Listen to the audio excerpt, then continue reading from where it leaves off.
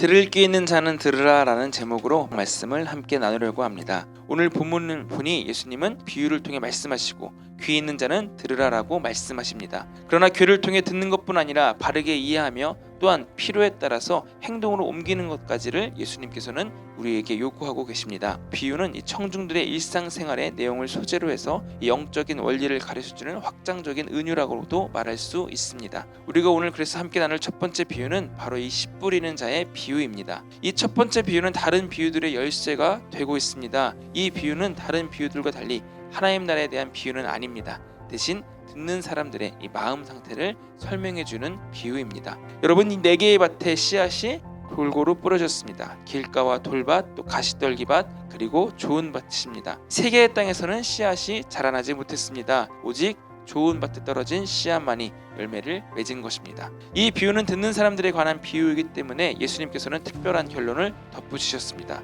바로 9절 말씀입니다. 들을 귀 있는 자는 들으라 하시니라. 이외의 모든 내용은 바로 이 9절 말씀의 근거에서 이해해야 합니다. 이 내용은 사실 신약 성경 전체에 걸쳐서 메아리치고 있는 말씀이라고도 말할 수 있습니다. 이 9절의 말씀은 청중으로 하여금 자신들의 마음 상태를 점검하도록 촉구합니다. 오늘 본문에서 이 씨 뿌린 자가 뿌린 이 씨앗은 2가지로 이해될 수 있습니다. 먼저 예수님께서 전파하고 계시는 하나님의 말씀으로 이해할 수 있습니다. 동시에 예수님 당신을 가리키는 것으로도 이해할 수 있습니다. 그러므로 뿌려진 씨앗은 예수님께 대한 사람들의 반응입니다. 예수님을 영접할 것인가 말 것인가, 이제 그들은 어떠한 밭의 모습으로 드러나겠습니까? 오직 2 종류의 밭만 있음을 주목하시길 바랍니다. 열매를 맺는 밭과 그렇지 못한 밭입니다. 예수님께서는 열매 맺지 못하는 3 종류의 밭을 언급하고 계십니다. 먼저 이 길가에 뿌려진 씨앗입니다. 단단하게 굳어버린 마음의 밭에 떨어졌다가 결국 사탄이 와서 뿌려진 말씀을 빼앗아 가버리고 맙니다. 복음에 대해 전혀 반응할 생각조차 하지 않는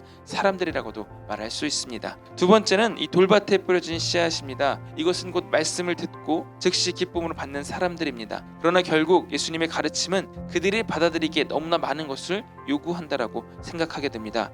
그리고는 예수님을 버리고 떠나갑니다. 3번째로는 가시떨기에 뿌려진 씨앗입니다. 가시떨기에 뿌려진 씨는 처음에는 잘 자라는 것처럼 보입니다. 그러나 세상의 일들이 그 마음에서 생명력을 빼앗아 버리고 마는 것입니다. 염려는 믿음의 결핍을 의미하며 하나님을 믿지 못하는 불신을 나타냅니다. 세상 것들에 대한 집착은 하늘나라의 일에 대한 생각을 마음속에서 다 몰아내 버리고 맙니다. 예수님께서는 우리에게 분명히 말씀하셨습니다. 2 주인을 섬기실 수 없다고 말입니다. 또한 마지막으로 열매 맺는 유일한 밭은 바로 좋은 밭에 떨어진 씨앗입니다. 좋은 밭에 떨어진 씨앗이란 말씀을 듣고 그 말씀에 근거하여 행동하며 그 말씀을 지키고 인내하는 것을 의미합니다. 좋은 밭에서는 점점 더 많은 수확이 있게 됩니다. 일반적으로 수확은 뿌려진 씨의 양의 7.5배 정도라고도 말할 수 있습니다. 그런데 오늘 말씀에서는 30배, 60배, 100배의 결실을 맺는다라고 말씀하셨습니다. 주님께서 거두게 하시는 수확의 양이 기적적으로 풍성하게 될 것이라는 뜻입니다. 그러하기에 우리는 때를 얻든지 못 얻든지 복음의 씨앗을 계속해서 뿌려야 할 줄 믿습니다. 이 비유의 강조점은 밭에 있지 않고 수확에 놓여져 있기도 합니다. 하나님께 충성스럽게 남아있는 사람들에게는